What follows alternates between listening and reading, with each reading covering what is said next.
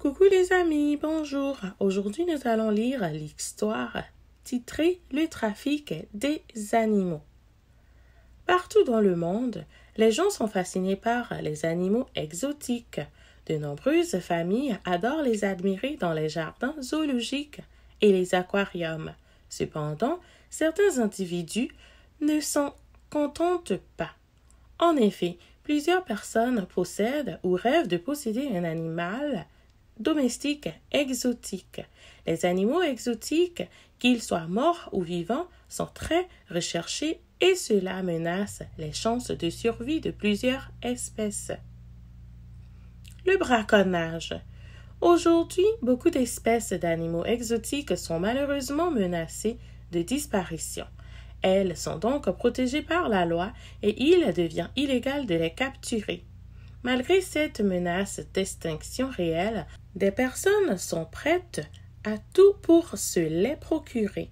C'est pourquoi de nombreux réseaux de voleurs d'animaux s'organisent et retirent des espèces de leur habitat naturel pour les vendre illégalement. Ces braconniers prennent tous les moyens imaginables pour capturer les animaux rares qui vont leur rapporter beaucoup d'argent. Ainsi, chaque année, des millions d'animaux sauvages du monde entier se retrouvent dans des maisons. Des crocodiles, des singes, des tigres ou des oiseaux exotiques doivent apprendre à vivre en captivité. En plus du choc causé aux animaux, les propriétaires s'exposent à des risques importants de blessures ou de maladies. Les gens achètent parfois sur un coup de tête de jeunes animaux qui ressemblent alors à des toutous. Lorsqu'elles grandissent, ces bêtes sont parfois abandonnées car leurs propriétaires les trouvent tout à coup trop grosses, trop dangereuses ou trop coûteuses à entretenir. Des morts qui ont de la valeur. Parfois, la peau des tigres finit en sacoche luxueuse, tandis que la fourrure de pandas malchanceux sert à produire de chauds manteaux.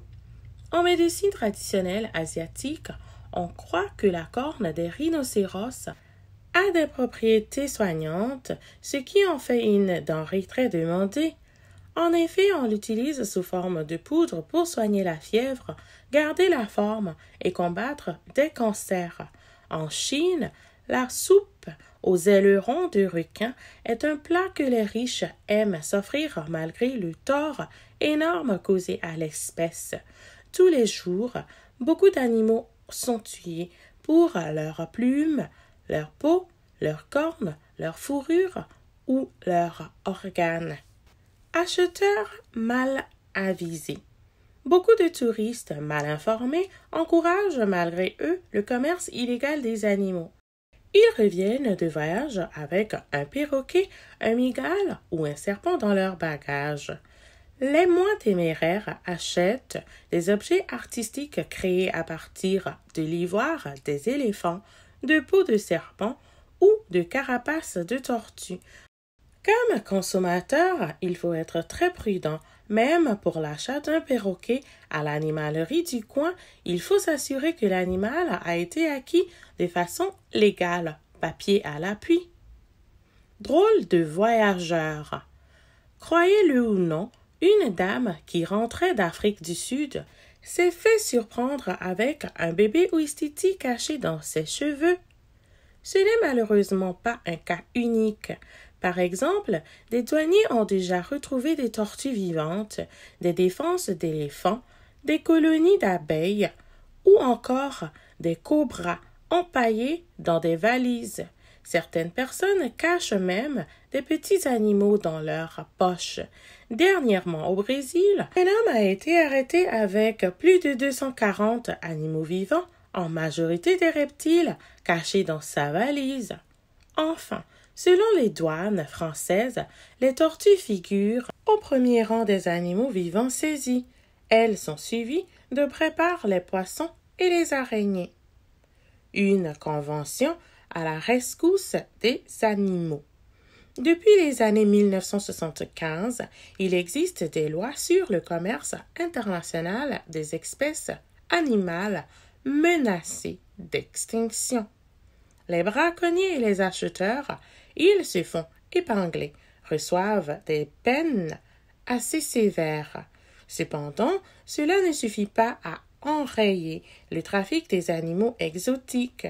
Certains braconniers vont même jusqu'à envoyer des animaux à l'étranger en les expédiant par la poste. Malheureusement, peu d'animaux survivent à ce genre de voyage. Ils meurent d'asphyxie ou de déshydratation avant d'arriver à la destination. Lorsque les douaniers sont capables de sauver des animaux, ils les confient à des zoos ou des refuges. Une menace bien réelle. Le braconnage est un danger permanent pour les animaux. Des espèces de rhinocéros, d'éléphants, de singes et de reptiles sont appelées à disparaître si les pratiques ne changent pas. C'est pourquoi il est réellement urgent de conscientiser les gens à ce phénomène. J'espère que vous avez aimé cette histoire autant que moi, alors bonne lecture et à la prochaine. Au revoir.